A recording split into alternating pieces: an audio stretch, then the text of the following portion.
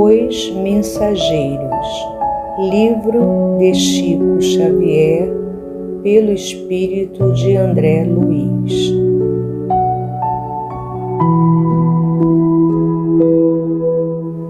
Resumo do livro Os Mensageiros.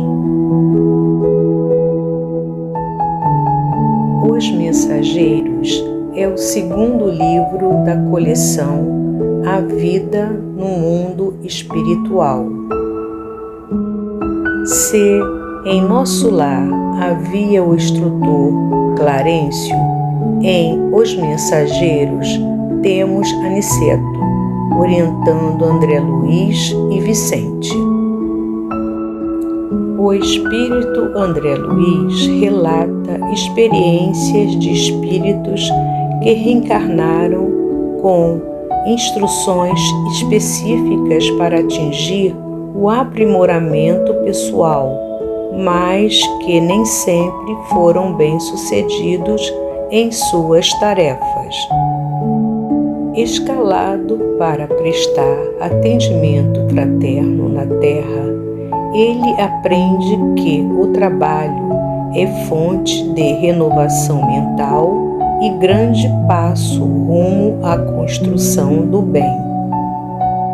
O autor espiritual evidencia a oportunidade de trabalho dos médiuns, alertando-os quanto à necessidade da prática dos ensinamentos na esfera íntima, a fim de se evitar o retorno ao plano espiritual sem o cumprimento dos compromissos assumidos. Um excelente livro para conhecer mais sobre a doutrina espírita e repensar como estamos praticando o que aprendemos no Evangelho. O Evangelho dá equilíbrio ao coração.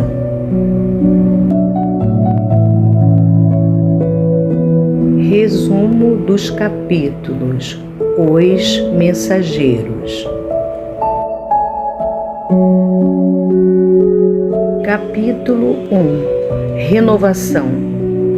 O autor espiritual narra sua transformação após ter se desprendido dos laços inferiores que o prendiam às atividades terrestres. Descobriu-se, diz jubiloso, mas, a par da renovação mental, experimentava um vazio formado pelos sentimentos do mundo dos quais se desprendera. Sem o lar, a esposa e os filhos amados, aos quais frequentemente visitava, seu coração era um cálice luminoso, porém vazio. É aconselhado por uma devotada amiga a frequentar cursos no Ministério da Comunicação para, posteriormente, prestar concurso na Terra.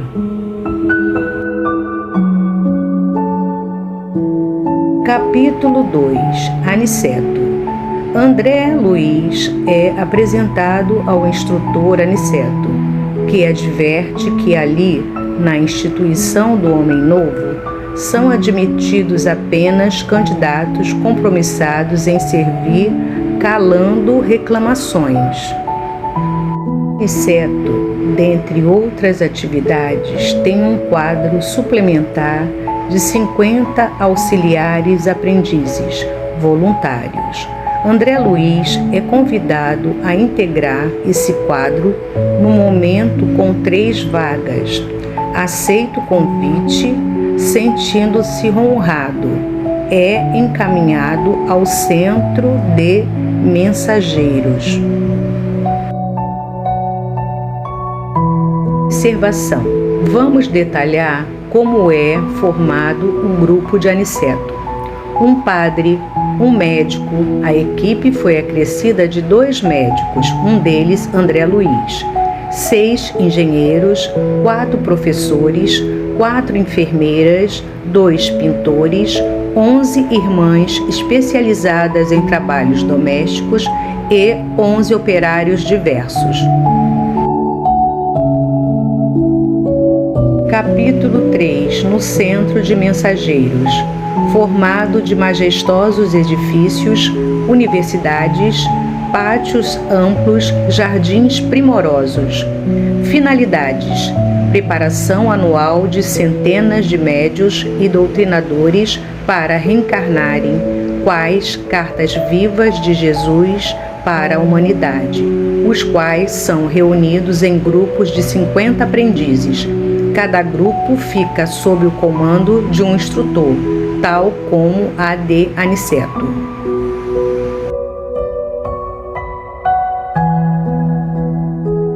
Capítulo 4. O caso Vicente.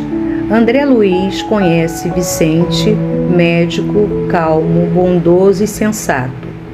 Tornam-se amigos, conversam sobre suas existências terrenas semelhantes. Vicente casou-se e teve 2 filhos. Um irmão seu, advogado, foi residir em sua casa e não tardou, traiu-o com a esposa, de quem se apaixonou, sendo correspondido. A esposa e o irmão tramaram sua morte e a executaram ardilosamente. Vicente não cogita vingar-se e diz: o mal é simples resultado da ignorância e nada mais.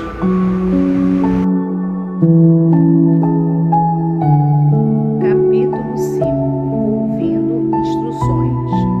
O instrutor Telésforo discorre para todos os aprendizes do trabalho de intercâmbio entre os trabalhadores desencarnados e encarnados. Diverte sobre os companheiros fracassados, cita empecilhos até nas religiões, além de tristes quadros humanos no mundo todo. Como ajudar a tanto desespero e incompreensão? Só com Jesus no trabalho, sacrifício e renúncia. Capítulo 6. Advertências profundas. Prossegue a aula. Tema: médios fracassados. Muitos trabalhadores partem de nosso lar em turmas de trabalho educativo, mas poucos alcançam resultados parciais nos mistérios da mediunidade e da doutrinação. A terra é grande oficina redentora e não vale bruso destinado a quedas lamentáveis. É relatado que muitos, quando encarnados, preferem desvios sexuais, tirania doméstica, preguiça e vaidade, além de exercitarem a doutrinação para exportação e não para o uso próprio.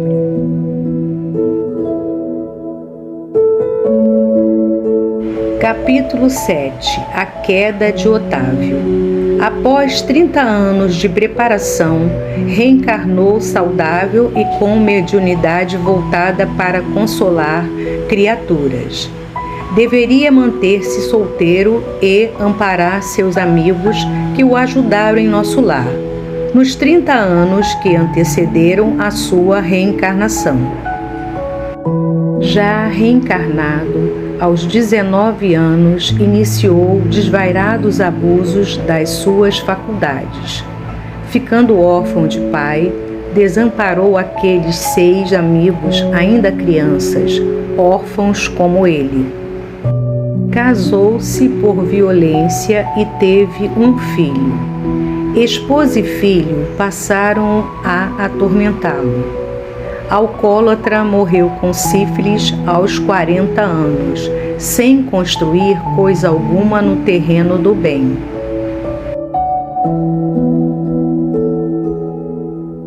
Capítulo 8. O desastre de Acelino. Outro médium, vidente, audiente e psicógrafo, que, ingresso de nosso lar, descumpriu todas as realizações que prometera antes da reencarnação.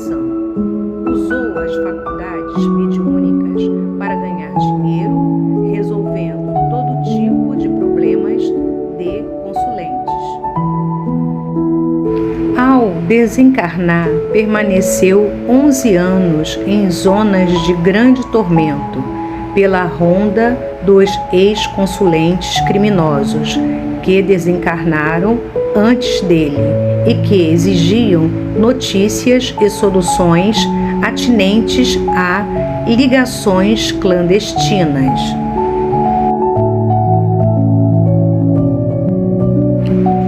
Capítulo 9. Ouvindo impressões.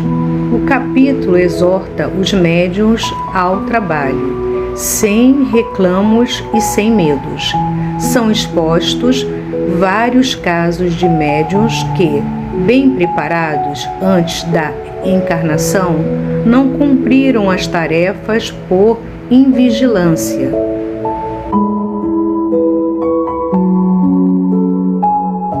Capítulo 10. A experiência de Joel.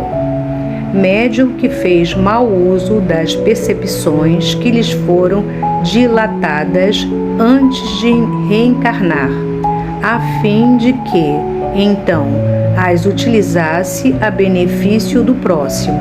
Há muito tempo vem sofrendo grandes perturbações como consequência.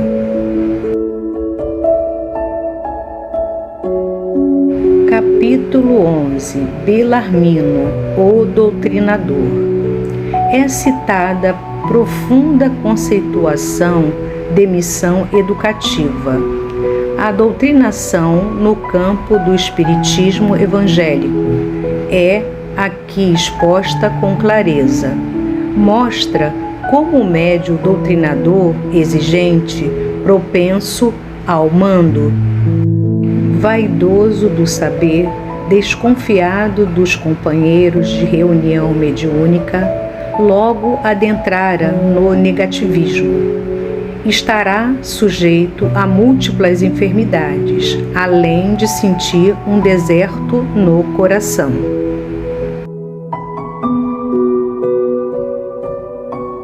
Capítulo 12. A palavra de Monteiro. Novo alerta enérgico aos médiuns doutrinadores e aos dirigentes de reuniões mediúnicas. É recomendada a força do exemplo e não a palavra lustrosa. O comportamento do médium na atividade profissional do comércio deve guardar paralelo com a conduta cristã, principalmente com a paciência.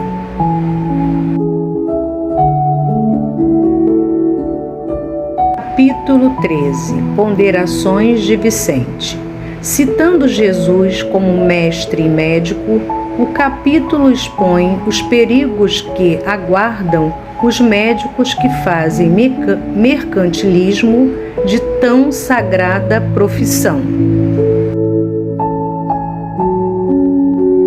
Capítulo 14. Preparativos.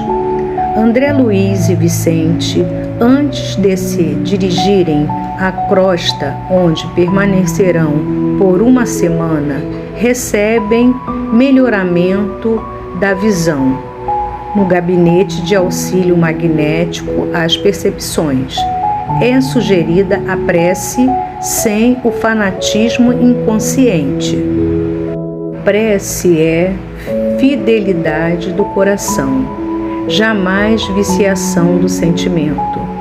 A ida à crosta, no caso, aconselhou-se a uma peregrinação não feita em estrada ampla e bem cuidada, mas sim em caminhos difíceis.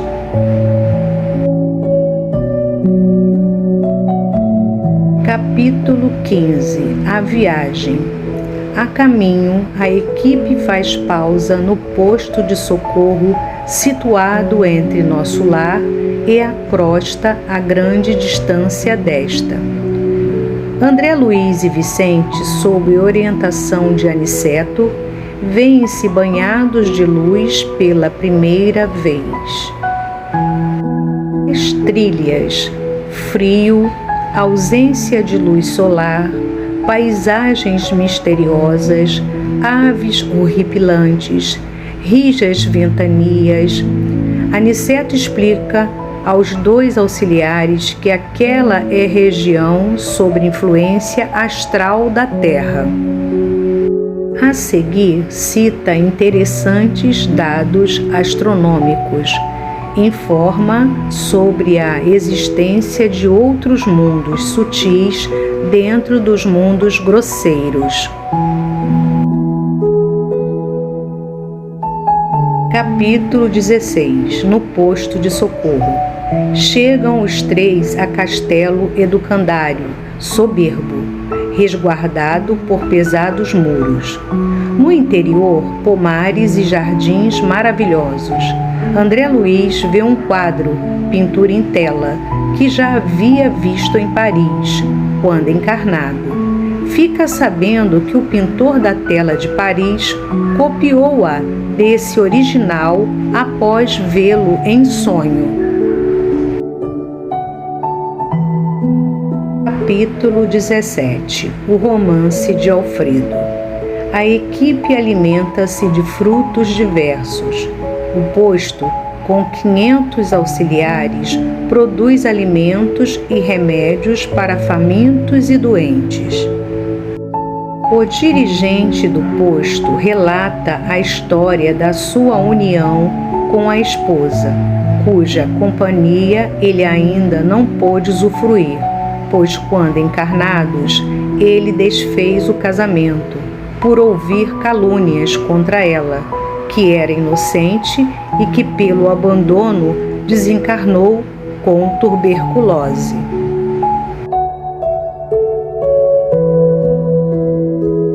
Capítulo 18. Informações e esclarecimentos. No posto chegam sinais de batalhas sangrentas na Terra. O ano era 1944, provocando grande tempestade magnética.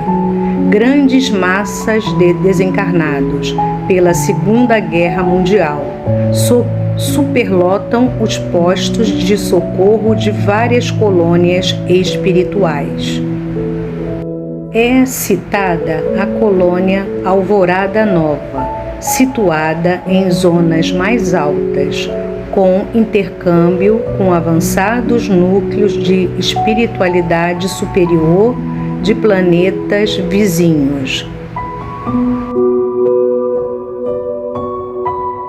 Capítulo 19. O sopro. São citados sistemas espirituais de transporte, com base no eletromagnetismo.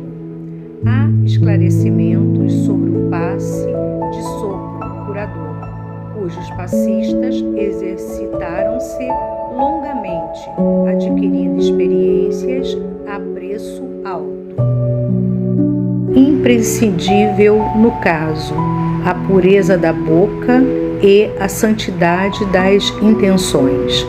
Passistas encarnados deverão ter estômago sadio, boca habituada a falar o bem, com abstenção do mal e a mente reta, interessada em auxiliar. Capítulo 20. Defesas contra o mal.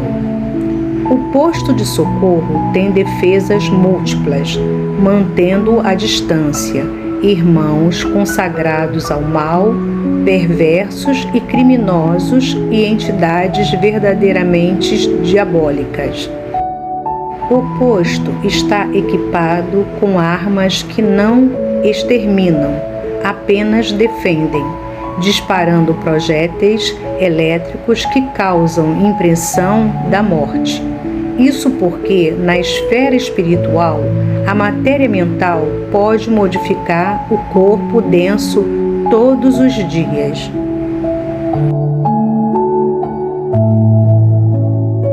Capítulo 21. Espíritos dementados.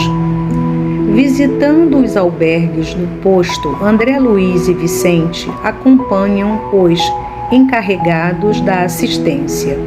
O chefe do posto atende e conforta vários espíritos necessitados que o procuram, presos a problemas inferiores, pois se julgam ainda encarnados. Capítulo 22. Os que dormem. A equipe chega a pavilhão escuro, situado em área com 3 quilômetros de extensão, mais ou menos. No interior, espaçosas enfermarias. Silêncio absoluto. Cerca de 2.000 espíritos ali estão adormecidos. Têm semblante horrendo, quase todos estampando pavor em cadavérica palidez. São 80 os atendentes em atividade. Cada um só pode cuidar de 5 enfermos, perfazendo 400 atendimentos. A imagem é a da morte, naqueles espíritos entorpecidos no vazio, que quando encarnados eram crentes no nada após a desencarnação. São os embriões da vida ou fetos da espiritualidade, paralíticos do bem.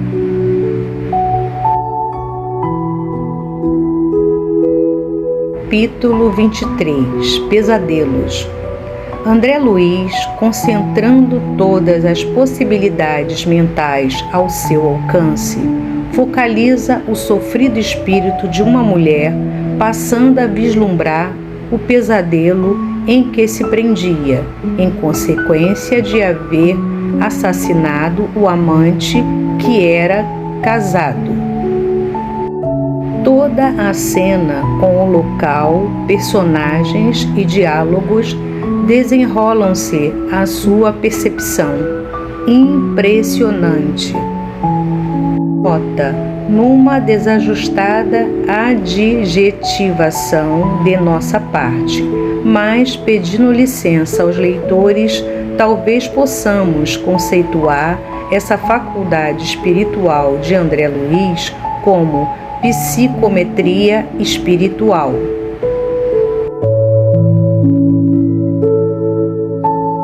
Capítulo 24. A prece de Ismália.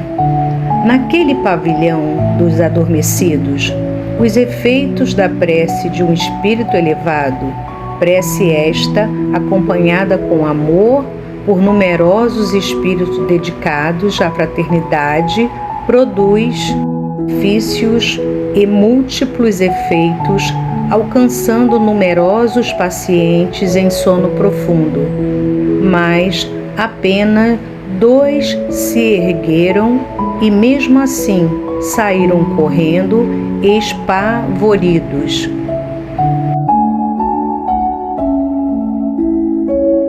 Capítulo 25. Efeitos da oração. Luzes irradiantes em flocos de várias colorações partiam de cada espírito da equipe, indo cair sobre os corpos inanimados. Há um primeiro alerta ligeiro aos doutrinadores quanto à impropriedade de se dizer ao espírito desencarnado que desconheça tal estado, que ele já não possui mais o corpo físico. Afirmativa: não há prece sem resposta. Capítulo 26. Ouvindo servidores. Alfredo, o chefe do posto, demonstra a inconveniência do espírito desencarnado prender-se aos rogos e lamentações da família encarnada. Por extensão, fica a lição aos encarnados que perderam entes queridos. Capítulo 27. O caluniador. Vemos neste capítulo a comovente dificuldade de um espírito doente em pronunciar o sublime nome de Deus. Apenas pronunciar. André Luiz exercita a visão espiritual e vislumbra a triste história desse doente. Ensinamento. A reconciliação inicia-se pela atitude caridosa, vai do entendimento à piedade, desta a simpatia, depois a verdadeira fraternidade e culmina com o amor sublime. Nota: há referência à mulher vampiro, citada no livro Nosso Lar, a qual foi impedida de adentrar nas câmaras. Capítulo 28. Vida social. O posto recebe visita de amigos vindos do campo da paz, em belo carro tirado por 2 soberbos cavalos brancos. São expostos ensinamentos referentes aos doentes do espírito, rebeldes ao tratamento. Os atendentes sentem-se obrigados a semear pensamentos novos e a aguardar que a obra do tempo os faça germinar nesses doentes. É citado o desculpismo, pretextos de encarnados, médios, compromissados com a tarefa de auxílio ao próximo para fugirem à tarefa e ao dever sagrado. Capítulo 29. Notícias interessantes. Viver em nosso lar é uma grande bênção. O Campo da Paz, fundado há 2 séculos, tem por finalidade abrigar aos que desencarnaram em estado de ignorância ou de culpas dolorosas. Capítulo 30. Em palestra afetuosa. Noções sobre o casamento nos 2 planos. Somos informados que o Campo da Paz é uma colônia de socorros urgentes, qual avançado centro de enfermagem.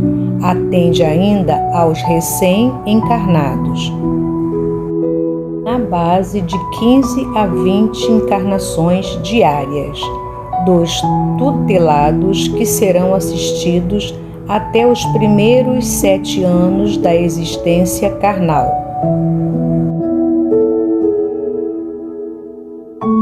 Capítulo 31. Cecília ao órgão. Em reunião musical festiva, a execução ao órgão da Tocata e Fuga em Ré menor de Bach, com acompanhamento do coral de crianças. Capítulo 32. Melodia sublime. Ismália, espírito elevado, executa a melodia ao órgão que faz brotar na mente de André Luiz e dos demais ouvintes sublime oração de louvor ao Criador. Capítulo 33. A caminho da crosta. André Luiz, Vicente e Aniceto dirigem-se à crosta. Caminham por via escura e nevoenta, diferente da que liga nosso lar à crosta. Aos poucos começam a vislumbrar luz solar. A partir dali praticam a volitação, com emprego de transformação da força centrípeta. Capítulo 34. Oficina de nosso lar. André Luiz chega ao Rio de Janeiro e, surpreso com a visão espiritual agora já dilatada, vê grande quantidade de desencarnados vagando pelas ruas ou abraçados a transeundes que os ignoram. Chegam a uma humilde residência que, na verdade, é oficina que representa nosso lar.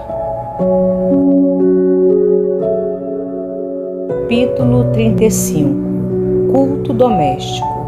A família encarnada da oficina de nosso lar procede ao culto doméstico com participação de benfeitores espirituais.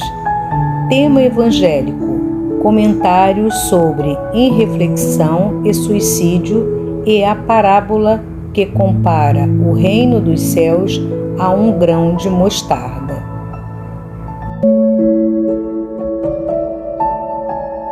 Capítulo 36. Mãe e filhos. São tecidos comentários sobre a riqueza, a pobreza e a proteção divina. A boa educação que deve ser dada aos filhos é exemplificada de forma útil. Capítulo 37. No santuário doméstico. André Luiz e outros espíritos se alimentam. Registra o autor espiritual que não é possível ser feita analogia aos alimentos terrenos. Há comentários sobre os efeitos da prece, do vento, das tempestades.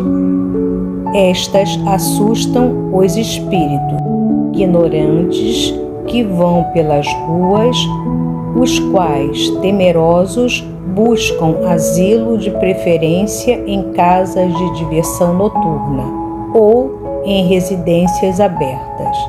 É descrito o intercâmbio possível entre encarnados e desencarnados que se amam. Capítulo 38. Atividade plena. Encarnados doentes, desdobrados pelo sono, são atendidos na oficina de nosso lar. Comenta-se os simbolismos contidos nos sonhos. Freud é citado como missionário da ciência sob limitações que fez muito, mas não tudo, na esfera da indagação psíquica. Capítulo 39. Trabalho incessante. A caridade tem que se associar ao dever, não ofertando facilidades às entidades ociosas, irônicas ou aquelas de intenções inferiores. Mostra o exemplo de desencarnados que prejudicaram uma reunião mediúnica pelas facilidades que lhes foram dadas de ingresso na mesma sem a indispensável preparação. Nota: esse alerta é oportuno, vez que não poucos centros espíritas permitem que pessoas sem a indispensável preparação sejam, desde logo, admitidas às reuniões mediúnicas. Capítulo 40. Rumo ao campo. Mostra a necessidade espiritual do repouso. São citadas as nuvens de bactérias variadas que provocam doenças físicas, mas também as formas caprichosas das sombras, matéria mental inferior expelida por algumas pessoas que promovem desequilíbrio mental. Essas sombras são as nuvens de larvas mentais, que causam doenças à alma. A fé proporciona elevação e antídoto a tal contaminação astral. Há comentários sobre a bênção do sol, do solo e das plantas. Capítulo 41. Entre árvores. São citados os numerosos espíritos cooperadores do reino vegetal, em preparativos para a nova encarnação no mundo, prestando serviço nos reinos inferiores. Nota: há o instigante relato de um carroceiro que, com grande grosseria, vivia a agredir animais, inclusive um muar, que o auxiliava a ganhar o pão de cada dia, de modo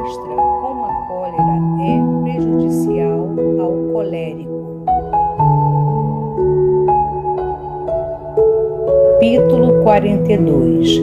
Evangelho no ambiente rural.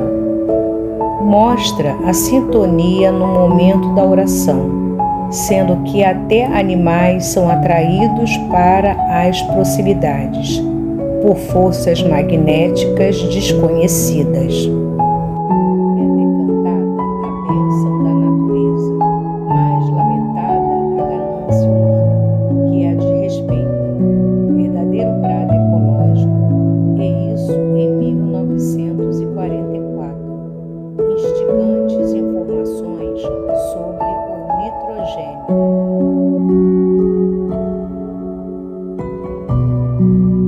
Capítulo 43. Antes da reunião. É mostrada a movimentação espiritual que antecede a uma reunião mediúnica, estabelecendo faixas magnéticas nas dependências físicas. Há um alerta quanto à hipocondria, afecção mental, obsessiva, mania de doenças.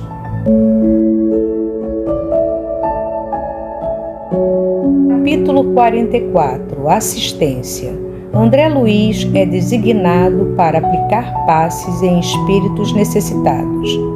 Atende uma mulher cega em consequência da impressão deixada no perispírito dela pelo tracoma.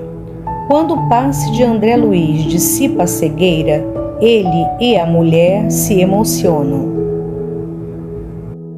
O instrutor, então, o adverte quanto à vaidade. Não ouvides que todo bem procede de Deus. Vários espíritos são atendidos pelos benfeitores espirituais, mas alguns permanecem impermeáveis a esse auxílio.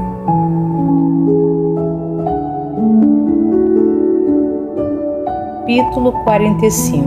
Mente enferma. Demonstra a incredulidade de um doutrinador, de vasta cultura, apegado à inexistência, de provas da sobrevivência humana, que palestra com outro doutrinador, contando sobre os pesquisadores e as fraudes mediúnicas. O primeiro se apoia na razão e na ciência. O segundo, na fé e no bom senso das verdades espíritas. Capítulo 46. Aprendendo sempre. Na reunião mediúnica estavam 35 encarnados e mais de 200 desencarnados. É alertado o alto preço que terão que pagar os que usam o intercâmbio espiritual levianamente. Capítulo 47. No trabalho ativo. Mostra como médiuns novatos em conhecimentos evangélicos causam desarmonia na reunião mediúnica. A concentração em trabalhos de natureza espiritual é definida e porque alguns pedidos nem sempre devem ser atendidos, para o bem do próprio necessitado. Capítulo 48. Pavor da morte. É esclarecido por que espíritos necessitados são trazidos à reunião mediúnica, por manterem-se muito ligados ao plano terreno. O magnetismo e o calor humano doado pelos médiuns despertam neles forças novas.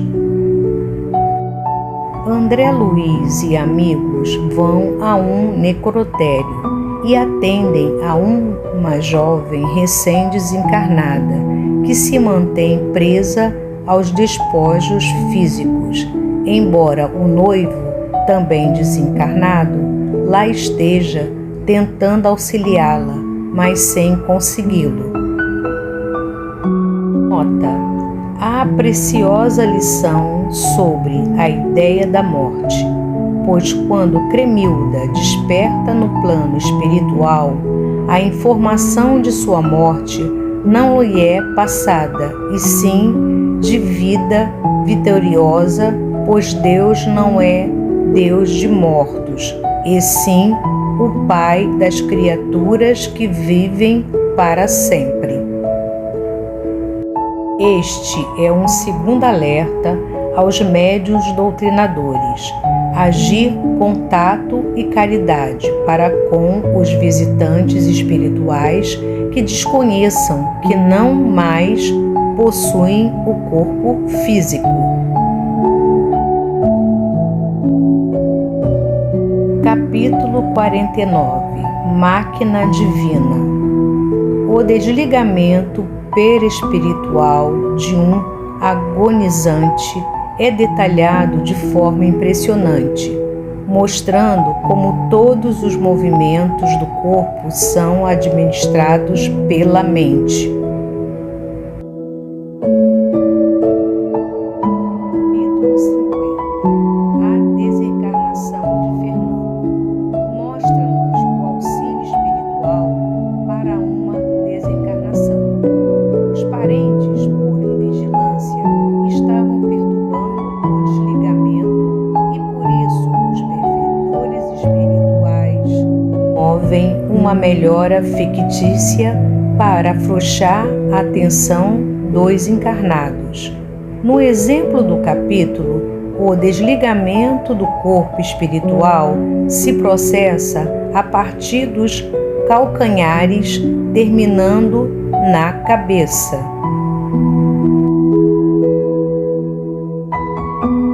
Capítulo 51. Nas despedidas. Finda a semana de pródigas tarefas espirituais, André Luiz, Vicente e Aniceto preparam-se para regressar ao nosso lar. Nas despedidas, André Luiz e Vicente, com Isabel desdobrada pelo repouso do sono, acompanham a comovente prece pronunciada pelo bondoso Aniceto. Prece de Aniceto. Senhor, ensina-nos a receber as bênçãos do serviço. Ainda não sabemos, amado Jesus, compreender a extensão do trabalho que nos confiastes. Permite, Senhor, que possamos formar em nossa alma a convicção de que a obra do mundo te pertence, a fim de que a vaidade não se insinue em nossos corações com as aparências do bem. Dai-nos, Mestre, o espírito de consagração aos nossos deveres e desapego aos resultados que pertencem ao teu amor. Ensina-nos a agir sem as algemas das paixões, para que reconheçamos os teus santos objetivos. Senhor amorável, ajudai-nos a ser teus leais servidores. Mestre amoroso, concede-nos ainda as tuas lições. Juiz reto, conduze-nos aos caminhos direitos. Médico sublime, restaura-nos a saúde. Pastor compassivo, guia-nos à frente das águas vivas.